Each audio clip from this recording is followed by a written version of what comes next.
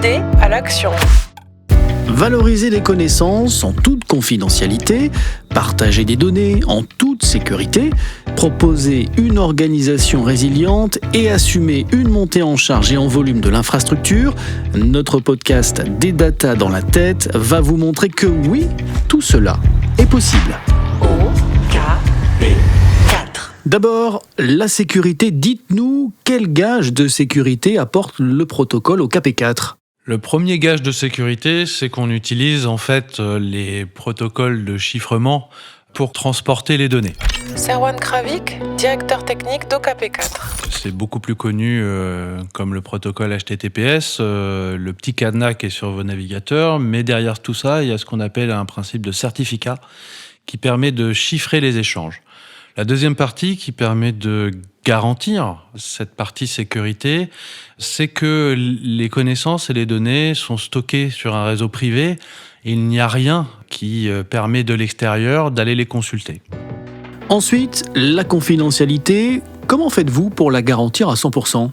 Notre plateforme commence par ne jamais présenter les données et les connaissances aux utilisateurs qui veulent utiliser notre plateforme. Le principe, c'est que tant que le propriétaire des données n'a pas validé, accepté la demande, on ne présente que les métadonnées, la description de ces connaissances et de ces bases de données à l'utilisateur. Ce qui fait qu'il peut imaginer qu'une base de données, un jeu de connaissances dans tel et tel domaine pourrait l'intéresser à être croisé avec ses propres jeux de données ou avec d'autres, évidemment, jeux de données de la plateforme.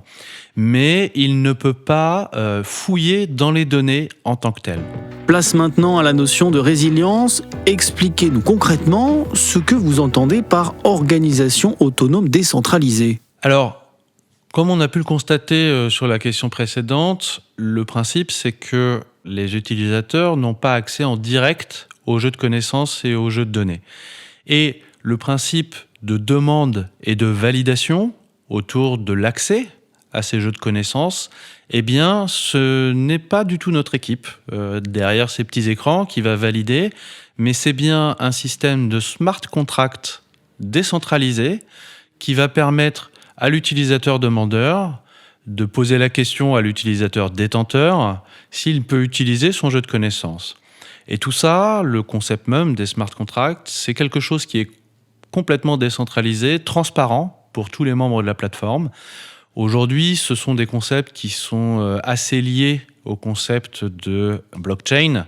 Même si on n'utilise pas des blockchains parce que ça coûte beaucoup trop cher en énergie, on utilise le même concept qu'on appelle des registres distribués, des tableaux Excel partagés entre les utilisateurs. Sauf que nous, on utilise une technologie qui s'appelle Tangle et qui coûte beaucoup, beaucoup moins d'énergie.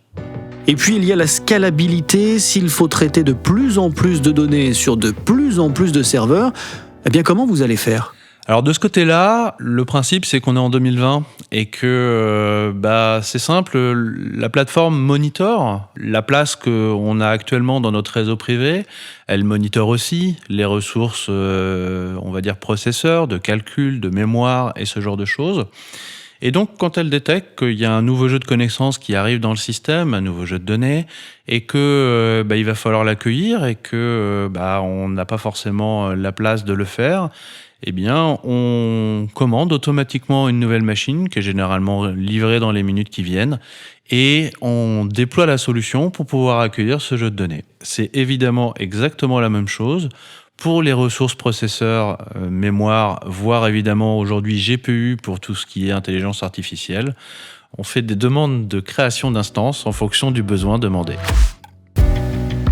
Vous venez d'écouter Des Data dans la tête, le podcast d'OKP4. C'était un nouvel épisode pour mieux comprendre les enjeux liés aux data et à la valorisation des connaissances.